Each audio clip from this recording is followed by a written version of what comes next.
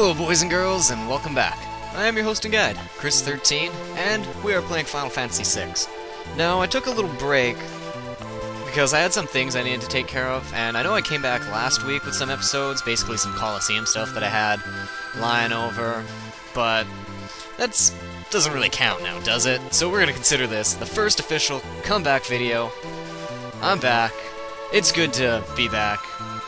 And let's get this show on the road. We were supposed to go to Miranda, so that's right here, so we can do that. And, oh, before I continue on, I did that grinding at the Coliseum, so I might as well at least point out what I got. What I did is, I basically went so that I could end up getting the Holy Lance for Edgar, Flame Shields for my team, right? Edgar's got the Flame Shield. I've given Sabin and Setzer the Ice Shields, basically just balancing it out a bit for the elementals. Sabin, nothing really special about him. I've just got him with his Dragon Claw. Celeste, we got the Minerva Bustier, or just the Minerva in the frickin' American version. We got that from the Coliseum. Basically one of the best armor she's gonna have. She's pretty much gonna be wearing it until endgame. Gave her the Mystery Veil, because it's the best helmet that she can have at the time for magic. And I've given her dual enhanced swords. Now, the reason I've done this isn't because I want her to be attacking with the swords, like they're not best for battle power, but they increase her magic, so basically she's got an extra dual magic increase in her hands, right? It'd be like wearing two magic rings, ooh, except they're swords. And Setzer, I've just given him, you know, the dice. For accessory-wise, we've got Edgar is, of course, going to be your Dragoon still, so Flying Dragoon, Dragon Knight. Sabin, basically a Brave Ring and the Earring, so that we have, you know, increased physical and magic. And then we've got our increased, you know, just magic, because we can't increase the physical again due to how it works. We get the 25 and then the 50 magic percent increase in damage.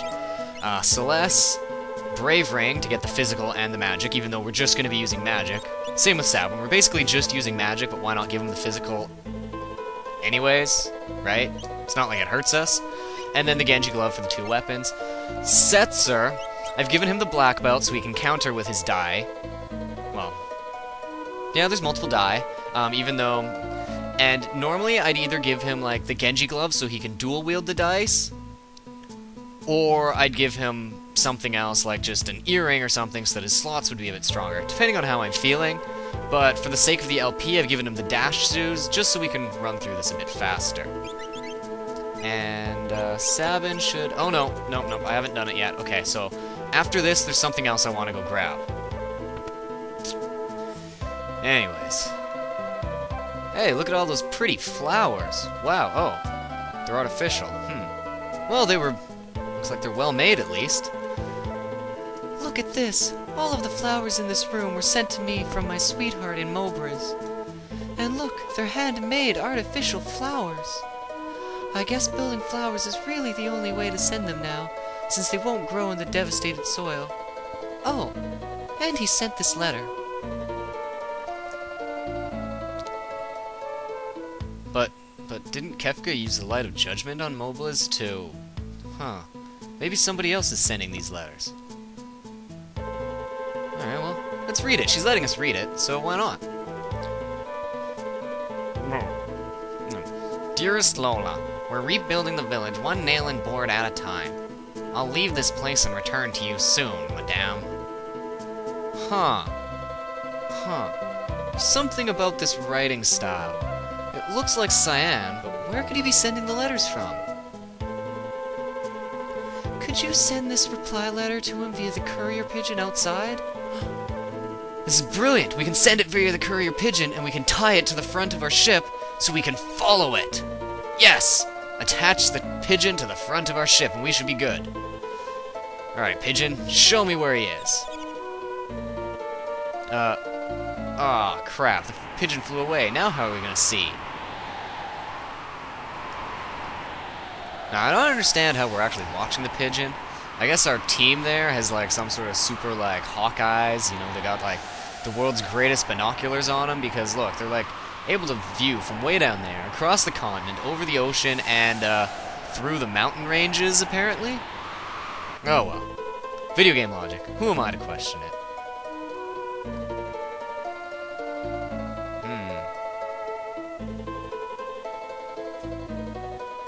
I thought you told me something interesting about them. Oh well. Whatevs. Moving on. Okay, so we saw where the pigeon went.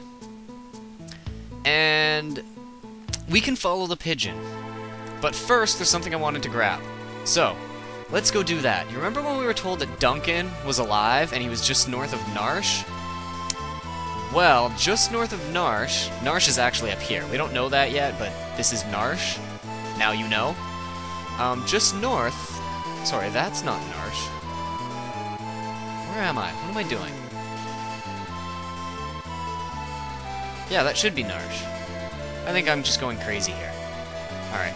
Anyways, if you head up here to this little patch of trees, you can land, and, when you walk into them, you actually enter a small house. Whee! If we circle around.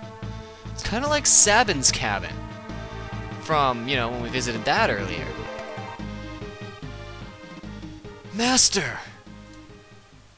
What?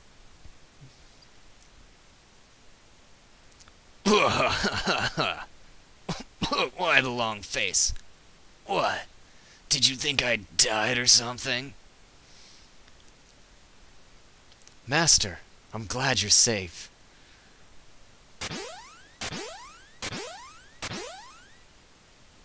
Tears. Sabin, are you actually crying?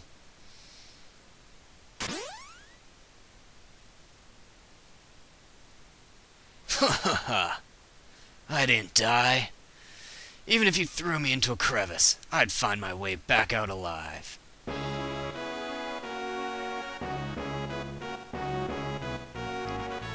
Sabin, I shall teach you my ultimate technique. Flay Kefka royally with it. Let's go! Alright, and by coming here, though this is kind of like a secret area and you're not really supposed to know about it, you can kind of discover it because they do tell you that he's here north of Narsh. Honestly, I don't think I did my first few playthroughs, because really, who just walks into a set of trees like that? The blitz that you learn from coming here is Sabin's ultimate blitz. It's his most powerful one.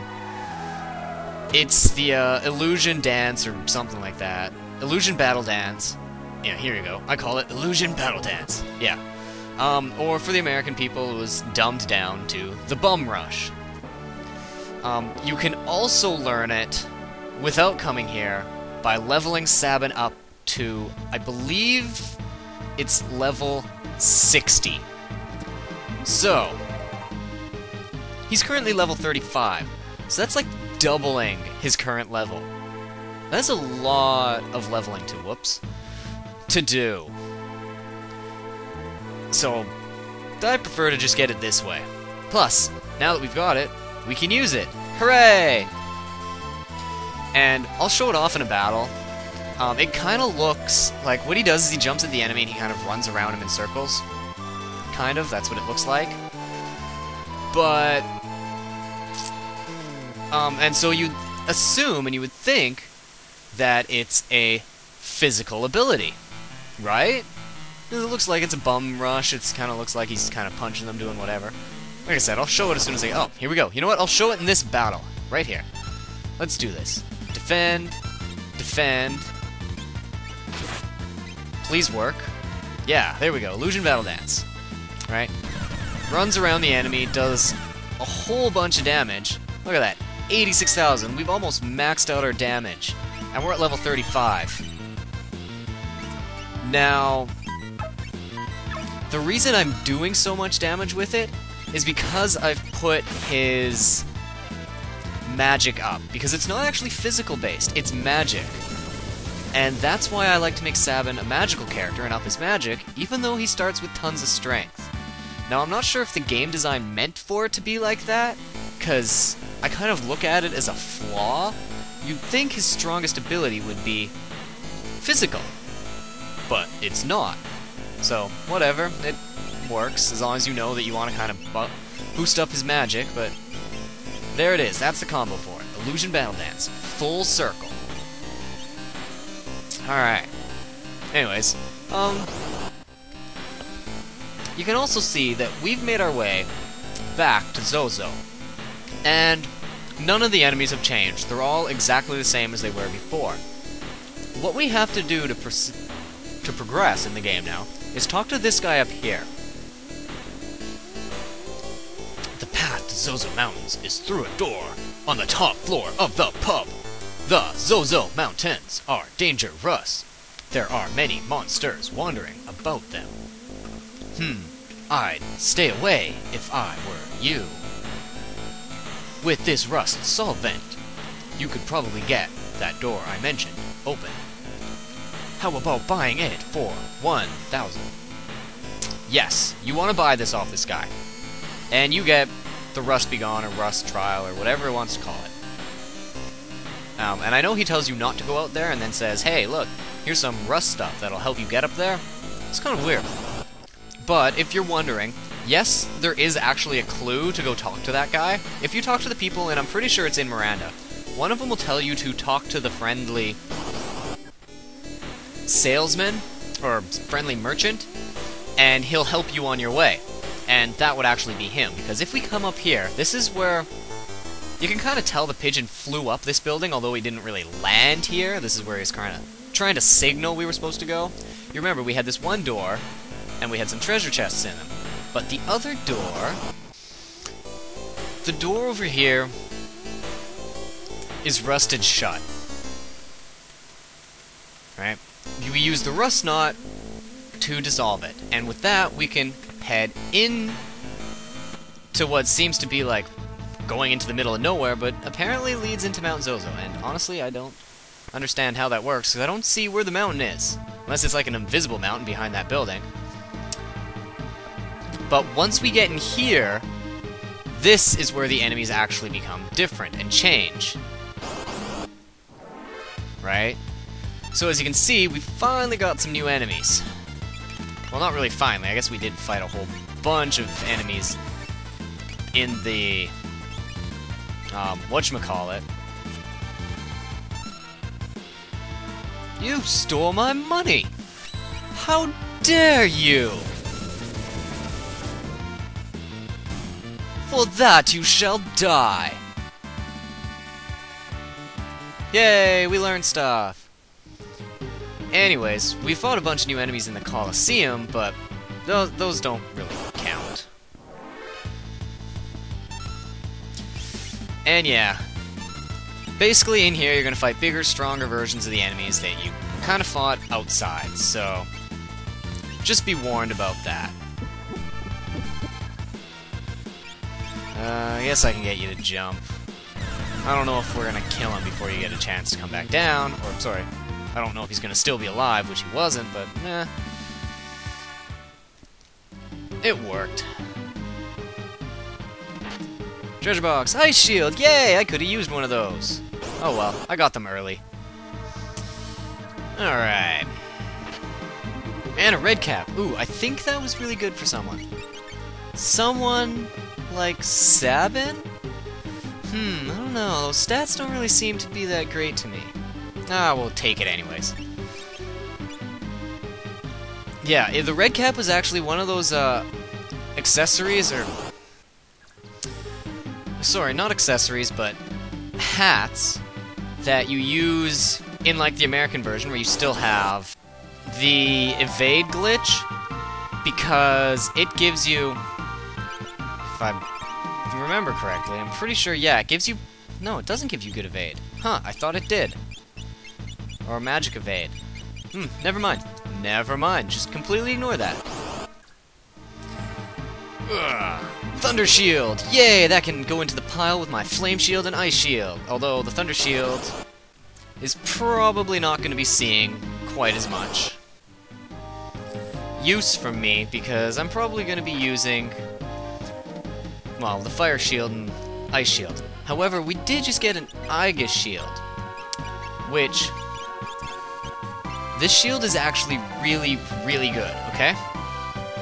Check it. See, my defense is actually better. My magic defense, my magic evade. If the shell shield is what I think it is, it might be better too. Even though it's got less defense, you know it's got better evade, better magic defense, and a hell of a lot more magic evade. Let's go actually look at these and see what they do. Shell shield might not be what I think. Okay, shell shield, yes. If equipped while in Kappa status. This is one of the items that I'm going to want to get and keep. There's also going to be a certain spear that I want that's if equipped while in Kappa status. There's going to be a helmet eventually, and there's going to be some armor. And if you equipped all of them when in, well, Kappa status, if you're imped, you get really, really strong. And there is a character that's not very good, so we might want to do that to him.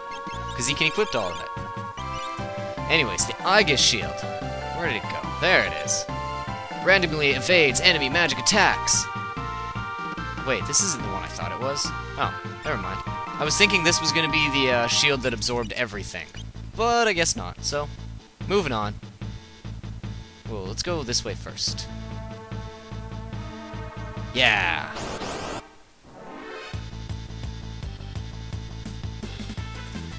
Alright, I went the right way. Whoa. Whoa, whoa, whoa. What the hell just happened? I have no idea what that was. That was weird. Okay, let's... Huh. Oh, shit, right. Ah, stupid fighter dudes. I always forget and think that, alright, they're a human-type enemy, so they're gonna be weak to poison. But then I forget that, those fighter guys, like the one at the bottom, absorb it. It's most other human-esque type, humanoid-type people, like the, giant at the back and ninjas and stuff like that, that are weak to poison.